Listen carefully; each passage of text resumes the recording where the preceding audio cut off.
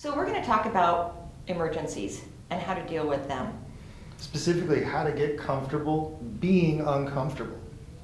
And how to prepare for emergencies. A lot of instructors teach book learning, but then don't go out and actually practice emergencies enough with their students. Mike and I both have had recently an emergency, not in the case where we had to declare an emergency, but probably should have. The one that happened to me most recently was pretty interesting, and maybe should have been an emergency, maybe it wasn't. I actually had to have the controller declare on my behalf, which is fascinating because probably, I say it, minimum 2-3 times a week, never hesitate to declare the emergency. And then what did I do? Hesitated to declare the emergency. It was raw fuel smell in the cockpit, severe enough that we needed to open the windows and get the air out. And so we turned direct back to the airport.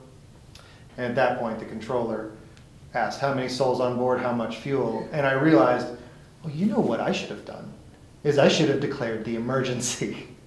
A lot of times I think the controllers do that on our behalf because they're trained for detecting that the pilot doesn't necessarily want to declare the emergency.